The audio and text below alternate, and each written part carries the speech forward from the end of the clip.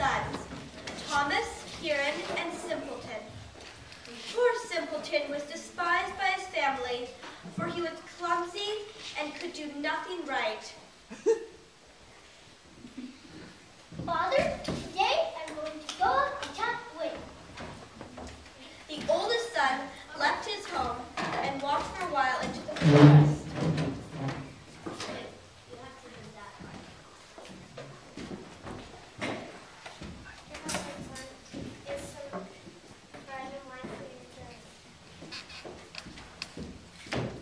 Along the way, he met a man with a long, gray beard. Hello,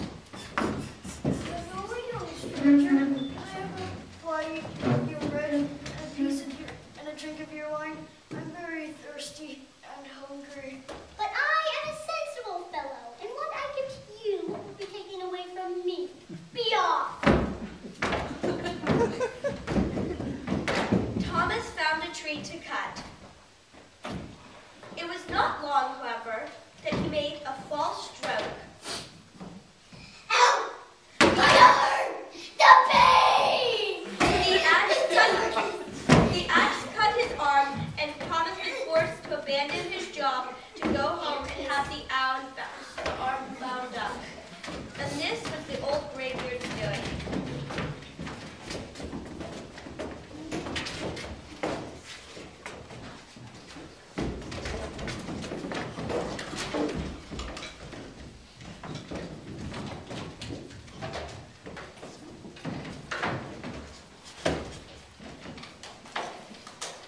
Father, now can I go chop wood?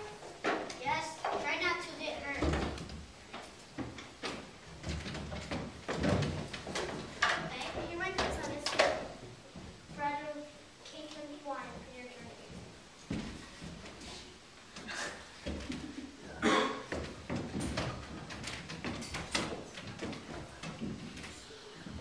Like his brother before him, the second son went into the forest. He too met the man with the gray beard. Hello, young stranger. Can I have a bite of your cake and a drink of your wine? I'm very thirsty and hungry. But if I give you some, then I will have none for myself. Go away.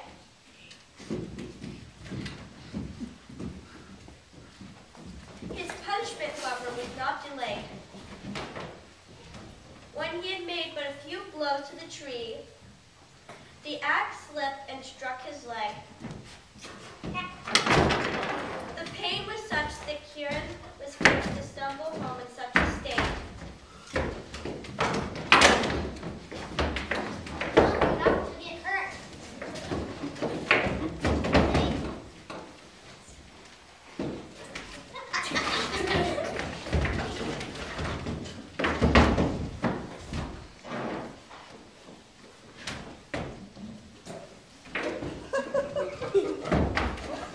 A few days later, our friend Simpleton raved to tell his father that he wanted to try to cut the wood. This did not go over so well. Father, can I go cut the wood now? Your brothers have been hurt, so I say that you cannot. Please, please, I'll be your best friend, please. But Simpleton was quite persistent. Please, please, please. Okay, you will get wiser by hurting yourself.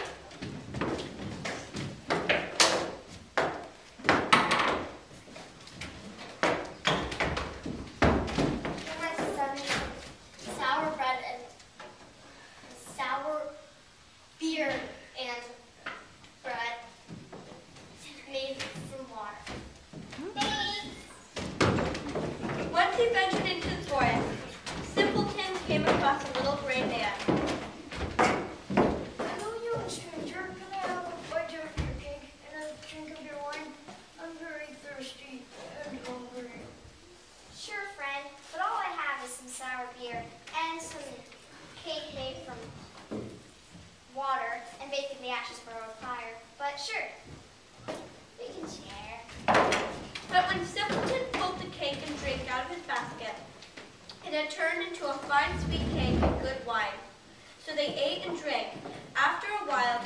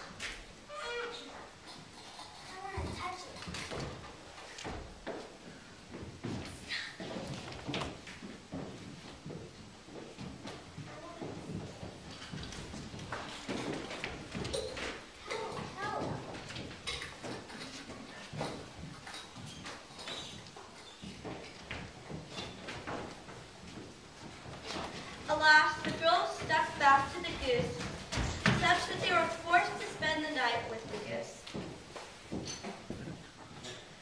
The next morning, Simpleton took the goose under his arm and set out, without troubling himself about the 3 girls who were hanging on to it. They were obliged to run